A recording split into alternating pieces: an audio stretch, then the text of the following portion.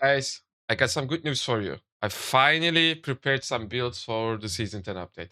I started with Catacombs builds. I think this was a good starting point. I got 5 different builds. Three of them are DPS builds. One of them is a healer build, and the last one is a tank build.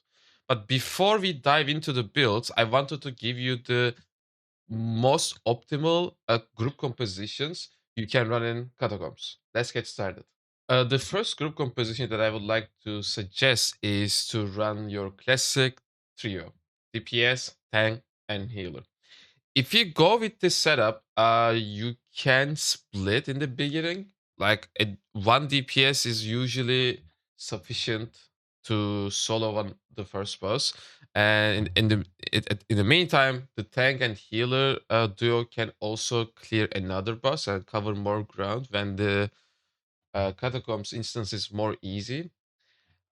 After that, you would just meet, clearing the second boss, and then you would do the remainder of the Catacombs all together.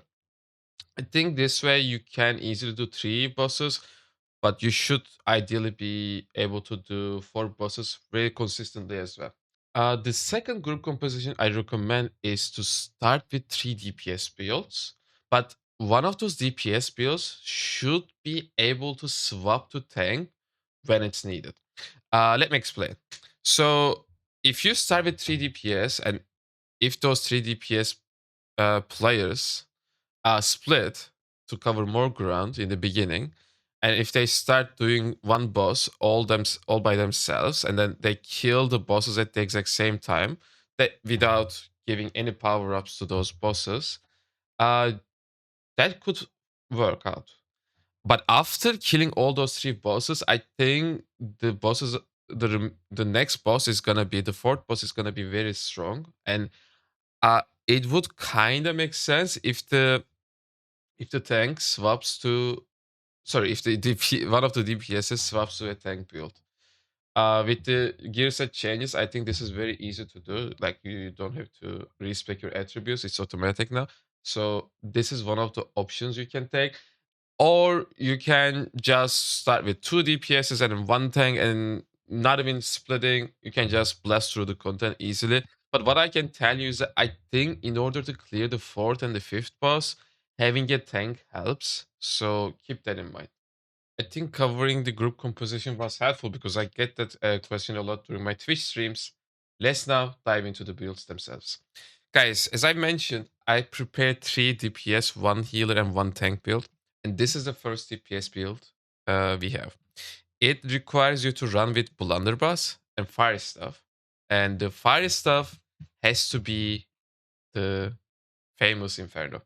Inferno gives you extra 15% damage on your both weapons whenever you hit a target within 50 meters radius, which is exactly what happens when you use a blunderbuss. So there is this perfect synergy there. You can put Keenly Jacked on your Keenly Jacked, Vicious, and Keenly Empowered on your Inferno.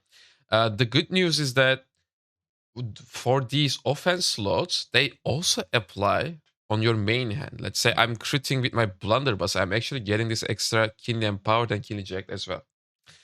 For the blunderbuss, I'm recommend you to go with a blunderbuss that is looking like this. I think Sharapnel Blast perk being on the weapon helps a lot because if you do not go with the trio classic trio including a healer, you need to self sustain. And in order to self sustain, you have to have a lot of leeching, and this perk is perfect for that. For the remainder, I mean, you could go with attunement perks. You can maybe only have one. It doesn't matter, honestly, and it doesn't matter which attunement this is. I just picked like 2 random attunements and put them in there. And for your gem, I'm recommending everyone to go with Retaliate, which is the Jasper gem. And the reason why is that in Catacombs, you are actually not able to reach the Empower cap that consistently, unlike the raids, right? Like in a 10-man raid, let's say you are doing Gorgon, you got a VG healer, you got a Flail healer. Those 2 guys alone are providing 35% Empower. in Catacombs, you're not gonna have that. I think this gives you a lot of free empower, and you get hits consistently in Catacombs as well. Like you are not gonna be at 100% HP most of the time, so diamond uptime is not gonna be there. So in short, I'm recommending everyone to run Retaliate. For the remainder of the build, I would say that Blood Drinker is a must-have. Again, self-sustain is key here, so please go with Blood Drinker. Uh, for the earring, refreshment and below, there are two must-have perks. As long as you have those, the other perks are not very important. I mean, don't get despised obviously because you don't want to be the tank. You're a DPS, but these two perks are the key perks. For Amulet, honestly, you can get a lot of protection perks, but there are too many protection perks, and in Catacombs you have all of the damage types present. Like I don't think that any particular elemental damage type stands out. There are so many different bosses, and you will get hit by anything. So I would say, I mean, you could just get the health perk, which is now called Well-being. You can still get a couple of protection perks in here, but again, this is not that important. Just get whatever amulet you can get, and it should be good. For the armor pieces, I'm recommending everyone to go with Nimble Coat. Nimble Coat has this Lifestealer's Drought perk built into it, which gives you lifesteal if you haven't used a survival potion in the last 13 seconds. And the thing is, you only use a survival potion when it's absolutely necessary. This can help you self-sustain. It synergizes well with Blood Drinker and the Sharpnel perks. So I would recommend running with Nimble Code. And you would also get free cooldown reduction, 8%. It is important for a Blunderbuss build. For your headpiece, or I mean, it doesn't matter which piece you go with, guys. These are the minimum perk requirements, I would say. I like having quick revive. I mean, I think this makes things easier because accidents do happen. You need to keenly fortified on one slot. Like you need to put this perk in one of those defense slots. You can only stack it one time, so one is sufficient, but it's gonna give you a lot of fortify, and that helps. Other than that, just get Enchanted War. I put a couple of leeching perks in here as well. I mean, you can go with leeching, you can go with health or wellness, but that's the new name. That's also fine. Uh, Again, you can't really go wrong with these. If you have noticed, I didn't use the items with double enchanted ward because there's a big chance that AGS is gonna remove those setups, and I didn't want to, encourage anyone to get gear that might just get replaced at a later point. So I think this is a future-proof setup that anyone can run.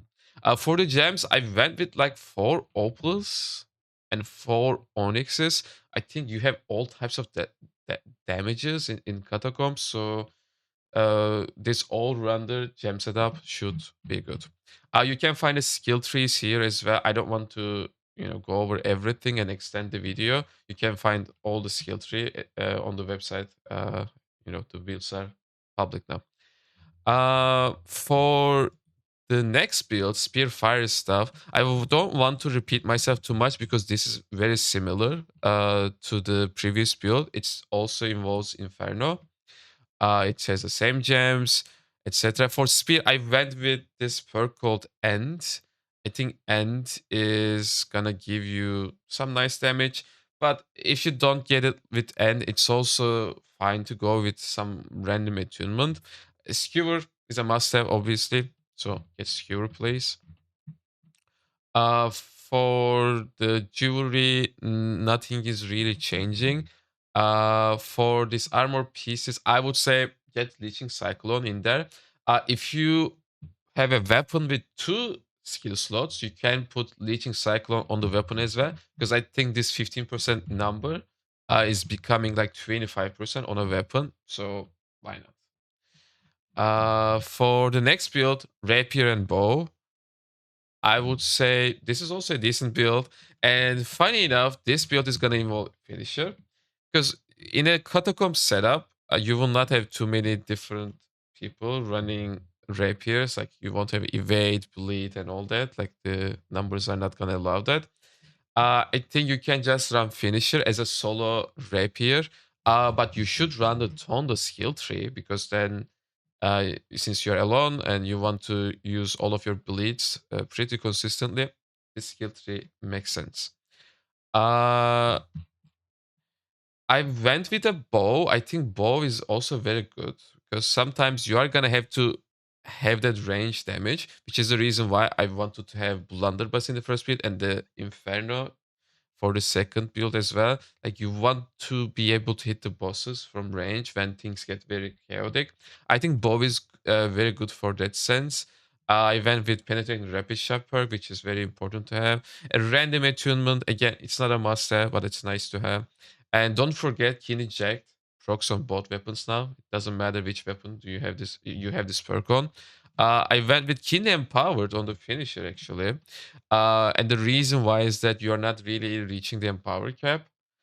So you could go with keen empower.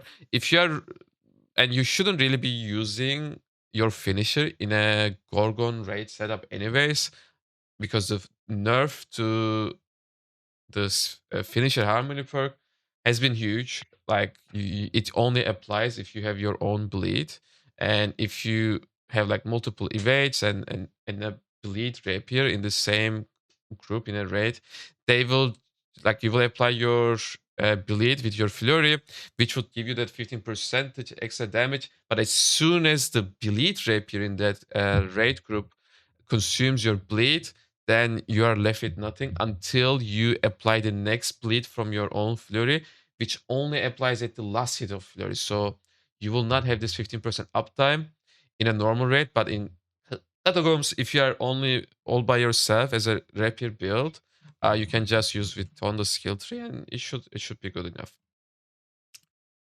For the jewelry, I think it's pretty straightforward. It's the same as the other DPS builds. So let's not repeat ourselves. For armor, you need to have Leeching Flurry and omnidirectional perks. If you get a rapier with skill slots, you can just slot them in there as well. Slotting perks on your weapon most of the time give you better potency on those perks. So you could do that. Skill trees are here, which you can easily access on the website. Oh, one thing I actually forgot, the attributes. Guys, in the latest update, AGS removed the diminishing returns from attributes. Like normally, the more you put it, the more attributes you put into one single attribute type, the less value you would get. That's no longer the case. So I think you can just go all the way up to 500 decks with this build, for example, and then the remaining can go into intelligence. I mean, you could still go intelligence, but the problem with that is that your bow is not gonna scale with that. So going higher Dex helps. And to be honest with you, there isn't really much you can get from the intelligence skill tree. Like the next thresholds are giving you extra damage on elemental attacks, which is not something you are really doing. So just go 500 Dex remaining int. For Constitution, I think 5 is okay, but if you're struggling, you can go 50 or maybe even 100. That's up to you. For the attributes for other builds, I think for this one in particular, it's important that we go over this one. I went 350 strength and Dex is like 200. The reason why I didn't go full 500 with this build is that spear scales with dex higher than it scales with strength, and having some dex in there is important. You and I still wanted to go with some strength because I want to be able to hit with my inferno as well. So for your spear damage, this is not the 100%. This is not the most optimum setup, but just so that your inferno can also deal some damage, I would recommend this attribute setup. For blunderbuss and fire stuff, uh, I'm going with 500 strength all the way. A blunderbuss scales more with strength than it scales with intelligence. And it's similar to the explanation that I just had for Rapier and bow build. Uh, just get some intelligence as well because after this point there's really no point in going to strength. Uh, and that should be it for the attributes. Let's now cover the healer build. So if you go with that composition that has one tank, one healer, and one DPS, this is a build that you can run. These are the attributes: 200 intelligence. You need to hit 200 intelligence, guys, so that you get the cooldown reduction every time you crit. That's sorry, not cooldown reduction. You get the mana regeneration every time you hit a crit. So please get 200 intelligence. For focus, you can go 350 focus. If you're struggling, if you want to increase your constitution, you can lower the focus a little bit to 250 or 300 and play with 50 or 100 constitution. This is the skill tree. The gear actually looks similar to the DPS gear. I think that's also very nice if you want to swap between different builds. Like this is an all-rounder headpiece. You got Kine Fortify, you got Quick Revive, etc. Naval Coat is the same. For the armor pieces, I went with Keen Beacon. I think Keen Beacon is very important. And the reason why I didn't go with Keen Beacon on the weapon is the following. If you swap part of your weapon, I it might be the case that the Keen Beacon doesn't work, or at least that used to be the case. But after the changes, it might still be possible to get the value out of Beacon, even if you're on your VG. But I haven't really had a chance to test this, so just keep that in mind. But again, you should have this perk. It really helps. Either on weapon or armor, doesn't matter. You need to have it. You can put couple of secret perks here and there as well. Why not? It increases your extra healing. They removed blessed. We just have secret now, so and you can slot it up to 5 times. I put it in here as well. I got one on amulet again. As I explained, amulet. If you can get protection perks, some elemental ones or physical ones, doesn't matter honestly. There are too many different damage types in catacombs, so having some protection perks will help you during certain boss fights. For the earring, it's similar to the earring for the DPS builds. Below and refreshment. Below is important. It gives you free damage increase if there is a taunted enemy. So which happens very often, right? If you have a tank, so please get below. It's important. For the life stuff, I mean, it's not that important, honestly.